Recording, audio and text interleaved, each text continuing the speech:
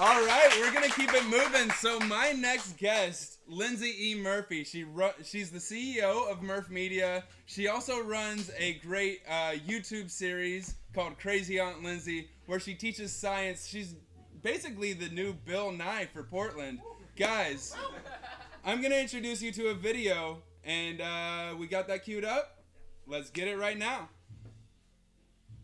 A solar eclipse is when the moon blocks the sun. Let's go outside and talk about why that happens. Now, the sun, moon, and the earth are the stars of our solar system. Well, actually, there's only one star in our solar system, and that is the sun.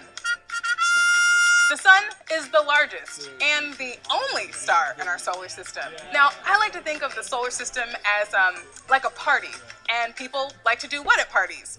Dance, right? Except for the sun. The sun is like, nah, I'm just a little too cool for that. The earth, on the other hand, is like, someone please dance with me. Its dancing partner is the moon. So the earth takes its time and it takes a little party around the sun. The moon takes its time and has a little party around us.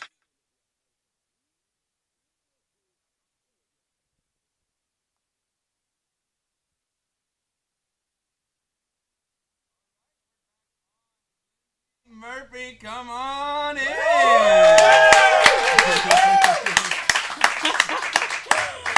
Lindsey, it's so great to have you on. It's great to be here. Thank you. You're doing amazing things here in Portland. I think it's really incredible that you are bringing science to not only the kids, but I've learned a lot from your videos, whether it's creating electricity from lemons, whether it's how the sun, how the solar eclipse happens. Like, you have all these science-based videos, and you have a amazing audience already. Tell me about how this all got started. Yeah, I mean, I've been doing this for like 7 years. I don't know which camera. Oh, that one? The light? Oh, okay, it'll be fine. Yeah, I started 7 years ago when I was a babysitter. It's very fun. So I have a very like ridiculous back history life. So I was an overachieving high school student, and by overachieving I mean I had a D+ grade point average, but that was mainly because I had no interest in high school. I just was like, this is pointless, this doesn't mean anything. Yeah. But I ended up going to the Fashion Institute of Technology in New York when I was 15, and interning in a fashion showroom when I was 16. And so I didn't realize that it was unusual for a 16-year-old to be interning in the real world. That's something that starts in college. Yeah. And so when I graduated high school, by the grace of God, I think they were just sick of me. I went to community college, and the whole time I was there, I interned at production studios and this whole thing. And so by the time I was 19 and graduating from community college, I got offered a job at MTV Networks. So I went to work at MTV really early. And so from 19 to 25, I was just living the life of a postgraduate, and ended up director of business development at an ad agency in New Jersey. And one day was oh my God, I hate my life. I don't even want to get out of bed. I have all of the markers of what I perceived success to be. I was making a lot of money. I lived in this amazing apartment, had all the working stuff. Working for this ad agency, had this amazing title, but I just didn't like my life. So I quit. Crazy. I just totally crazy. So I totally quit. Yeah. Moved out of my apartment and legitimately lived in a friend's pool house and babysat her kids. Okay. And it was in this time when I was maybe 25, 26 that I discovered I was really great with kids. And so I spent about 18 months just kind of finding myself while also babysitting. Yeah. And this is in 2000, maybe 2008, 2009. YouTube was brand new. And I was moving back into New York to work on a project, and one of the parents, they had thrown this little neighborhood party for me because I was leaving. I had maybe 12 kids that I babysat in this neighborhood. And so the neighborhood kind of threw me a little party. And one of the dads was like, hey, have you ever heard of YouTube? And I mean, in like 2009, like that's a totally like 2008, that's a reasonable question. Yeah. And he was like, you know, the kids are gonna really miss you. You should like make videos so the kids can see you. Wow. You should make videos of like the little experiences and the projects that you've created for our kids in this neighborhood so that they can see you. And a year later in 2010, I called my friend Chirian, who I knew from MTV Networks. He was at Nickelodeon at the time. He was an editor. Mm-hmm. I was like, hey, will you come like shoot a home video of me making Play-Doh with my goddaughter? He was like, sure. And in my mind, genuinely, it was going to be like just like this rickety home video. Yeah. Like I was expecting it to be like totally ridiculous. Yeah. And a week after he came out to New Jersey and shot me making Play-Doh with my goddaughter Paige. Yeah.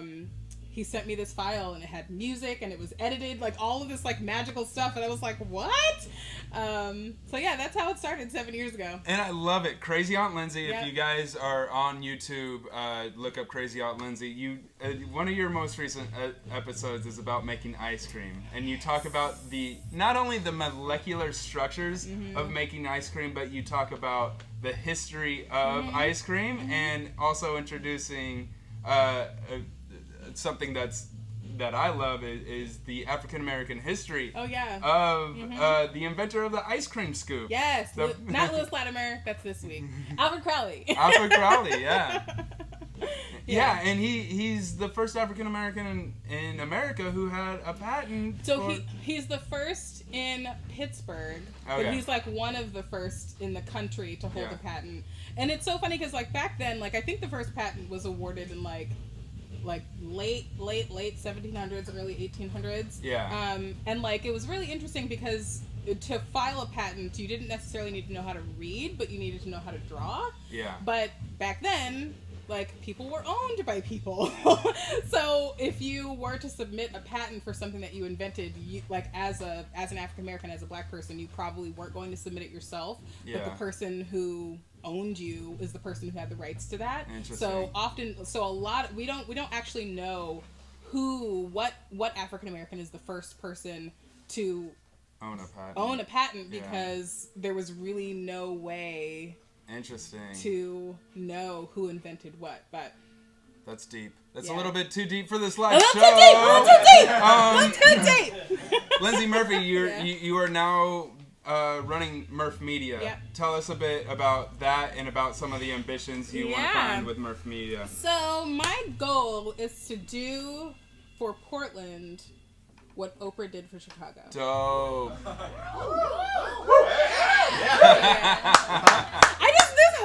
I wish you could see this amazing group of people. Yeah, and I realize that's like an incredibly ambitious statement, but I just really feel like Portland is ready for that. Portland has room for that. I don't know, like there's a lot of stuff happening in LA, there's a lot of stuff happening in New York where you know, I am from the East Coast, I'm a Jersey girl, but there's just something happening in the ether right now that I feel like Portland is in the middle of. And I grew up in fashion, grew up in media. My generation was like the first to have television or whatever, like raise them. And I just really feel like there's a lot of stuff in the world that is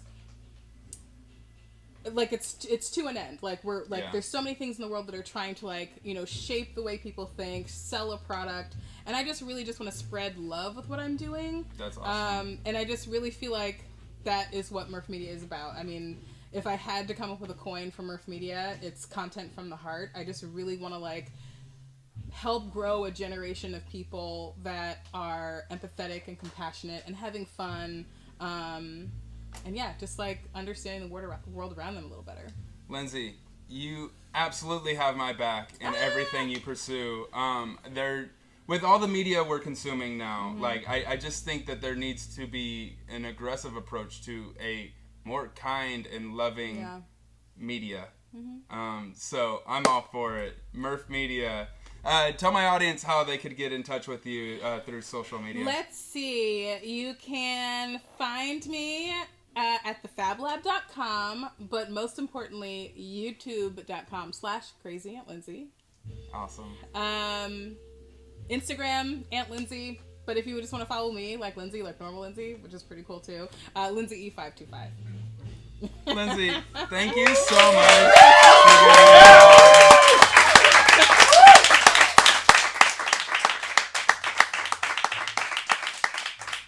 Now, I've got a public service announcement that I'd like to show everybody for Portland. I don't know if anybody knows of Tom Brandble, but we're going to get that video going for you. Are we queued up here? Ready? We're ready.